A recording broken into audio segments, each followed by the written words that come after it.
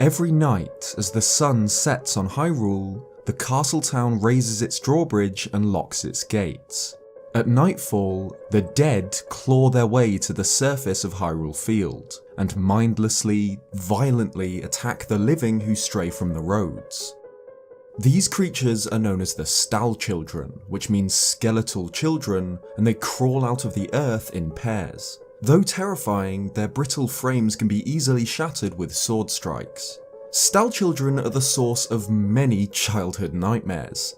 They're one of the first few enemies Link is likely to encounter after leaving Kokiri Forest. If he doesn't make it across the field to Castletown in a single day, he'll have to wait out the night and hold off against an endless onslaught of the dead, unless he sticks to the road. Because of how early they're encountered in the game, and how terrifying they are, Stalchildren are some of the most iconic Zelda enemies. But what are they? If they're the reanimated remains of dead people, who were they? The easy answer is that the Stalchildren owe their miserable existence to one of the most important elements of Ocarina of Time's backstory, the Hyrulean Civil War. The Civil War is an incredibly vague part of Zelda lore. Throughout Ocarina of Time, we get little fragmented details of this conflict, like the purpose of the Shadow Temple, or how Link, a Hylian child, ended up in Kokiri Forest. Regardless of the details, we know that the war was violent and bloody, but ended with the unification of the Kingdom of Hyrule. So, the Hyrule we explore in Ocarina of Time is recovering from a terrible war that ended only a few years ago. The fact that countless corpses are buried below Hyrule Field then doesn't seem so strange. This open plain was more than likely the site for many battles during this conflict. The Stalchildren could be the remains of soldiers killed in battle, still clinging to a sliver of life and a single purpose: to kill. This is supported by Majora's Mask, where we again see Stalchildren, this time explicitly stated to be the dead soldiers of the Akana Kingdom.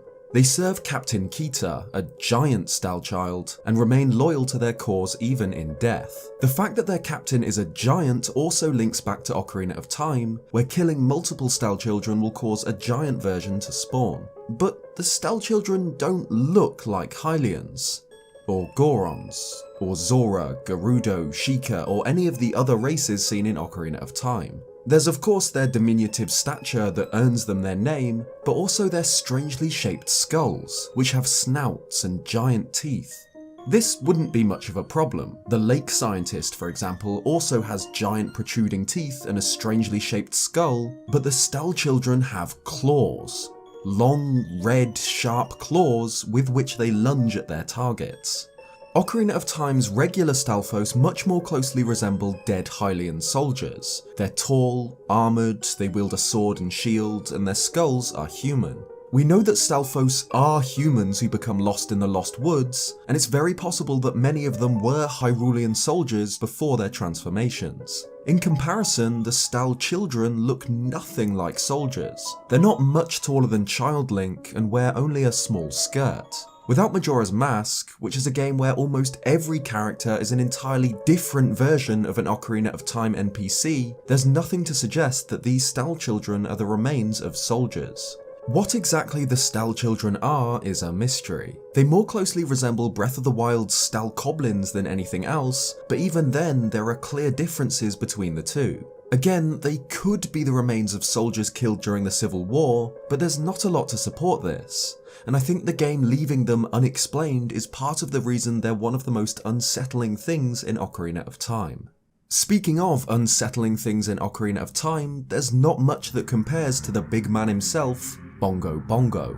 Bongo Bongo is fought as the boss of the Shadow Temple, after having escaped from his prison in the bottom of the Kakariko Well. It's known as the Phantom Shadow Beast, and appears as an unsettlingly human-like body, hanging limp from above. In place of a head, Bongo Bongo has a single red eye surrounded by flaps, and his hands have apparently been severed at the wrists. They now levitate in place. The fight against Bongo Bongo takes place on the surface of a giant drum, which the boss plays while singing in a strange, chanting voice. His body can only be seen when Link is wearing the Lens of Truth, allowing Link to take shots at its vulnerable eye. Aside from that it was sealed at the bottom of the well by Impa in the past, we don't know anything about the identity of Bongo Bongo. but the fact that it looks eerily human with its hands cut from its wrists, coupled with the fact that it was sealed in a torture chamber below Kakariko Village, suggests an incredibly sinister backstory for this boss. A popular theory regarding Bongo Bongo's origins comes from a line from an old man in Kakariko Village, who tells Link that a long time ago, there was a man in this very village who had an eye they say could see the truth. Now, usually you have to train your mind's eye most strenuously to actually see the truth, but this fella, no, they say he had a different way of doing things. His house stood where the well is now. Obviously, this refers to the Lens of Truth, the Sheikah artifact that allows its bearer to see what is unseen. But it also lets us know that the lens's previous owner lived where the well is now. Considering that Bongo Bongo could well have once been human, judging by his appearance, that he was sealed below the well, and that he can only be seen with the Lens of Truth leads many to believe that the man in this story went on to become Bongo Bongo. Perhaps this man was executed for some crime and his hands cut off, but was then resurrected as the Phantom Shadow Beast.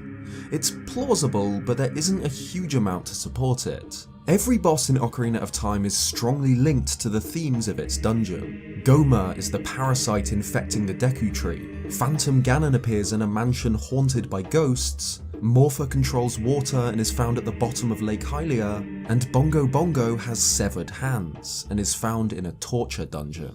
The bottom of the well, and by extension the Shadow Temple, is perhaps the most famously creepy and mysterious place in a Zelda game. They're both abandoned facilities designed for interrogation and executions, for Hyrule's bloody history of greed and hatred. Bongo Bongo is inextricably linked to these sites, but we don't know anything about its origins for certain. Its identity remains one of the most disturbing mysteries in the series. Mecha Island is one of Breath of the Wild's strangest mysteries, and it's something I've dedicated an entire video to in the past. Found west of Korok Forest, Mecha Island is a tiny, unassuming landmass in the circular Lake Mecha. Strong winds blow in all directions away from the island, which is itself a barren mound of earth, decorated with a single dead tree standing over an extinguished campfire, some bushes, and, disturbingly, piles of bones. Under the tree is a large rock, which you'd think might hide a Korok, but instead it's just a gemstone. For whatever reason, if Link climbs the dead tree, strong winds blow to the east, which some people have pointed out could be a reference to Makar, the Sage of Wind for which the island and its lake are named, but it's pretty far-fetched. Mecha Island hides a strange secret. If Link waits until nightfall, or rests by the campfire, he'll find himself ambushed. A horde of Stal enemies of almost every variety crawl up from the ground, some wielding rare weapons like bomb arrows. The tight space on the island can make for a pretty difficult fight, especially if they take you by surprise. But that's it for Mecha Island.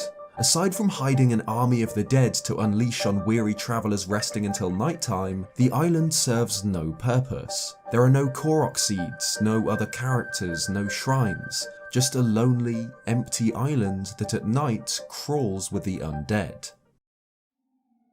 Back again to Ocarina of Time with the guardian deity of the Zora, Jabu Jabu. The deity is cared for by the Zora royal family, with Ruto in particular responsible for his meals day and night. Lord Jabu Jabu swims in the Zora fountain just behind their domain, where there is a small shrine dedicated to him. The Zora encourage all visitors to see him, and it is the legend of the Zora that offering a fish to the patron deity will bring happiness. However, 7 years later, Zora's domain is frozen solid and deserted. Only the shopkeeper and the king himself remain, imprisoned in red ice.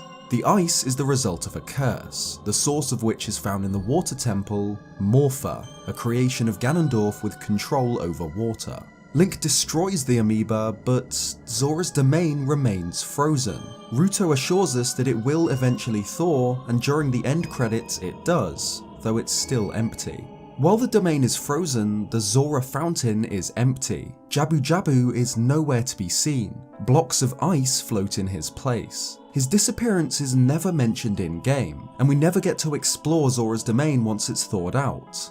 In the adult's timeline, he has completely vanished. But the Zora fountain, where the deity swims, is a small, isolated pool of water. Jabu Jabu relies on the Zora for his meals day and night, so with them gone, might he have died like the guardian deity of the forest before him?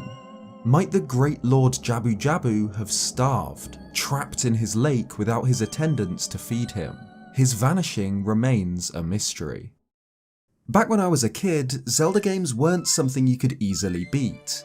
Even Wind Waker, one of the easiest entries in the series, seemed incredibly long and difficult. Most of my time was spent aimlessly sailing around the Great Sea, claiming islands as my home, looking for treasure, or just enjoying life on the water.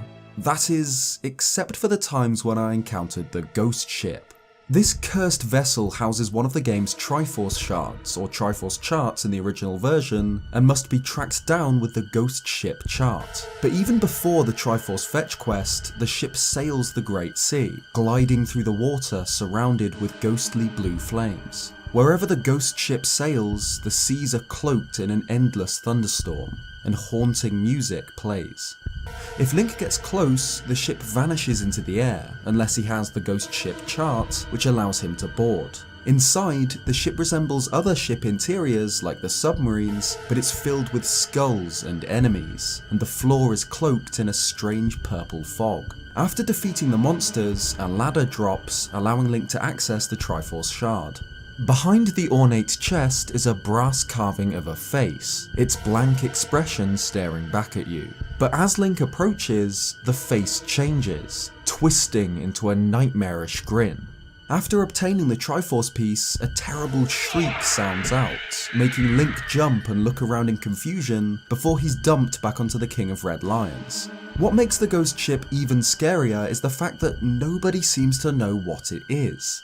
Fishmen, the strange little guides who offer hints and information on nearby islands, let on that the fabled Ghost Ship is real, and near the 5-star Isles, on nights when the crescent moon faces down, that's when horror rises. Lenzo, the Windfall Island photographer, actually managed to take a pictograph of the Ghost Ship. He explains that one fell day his boat was destroyed, and he drifted on the waves on its wreckage. It was then that he saw it, veiled in mist and fading in and out of sight like something of another world. Lenzo had heard rumours of a man who researched the Ghost Ship's movements and drew a map, but as soon as the man finished marking the map's lines, he dropped dead. Another Ghost Ship appears in Phantom Hourglass, which Tetra boards before she's captured.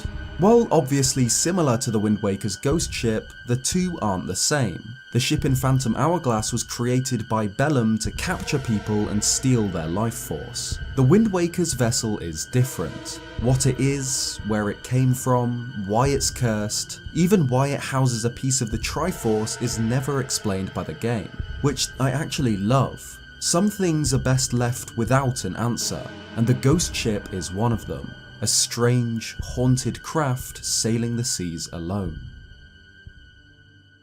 Thanks for watching this Halloween video. If you liked it, leave a like or subscribe if you haven't already for more Zelda content. Let me know if you have any theories about the mysteries in this video, or any other creepy Zelda mysteries of your own. Cheers guys, and I'll see you next time.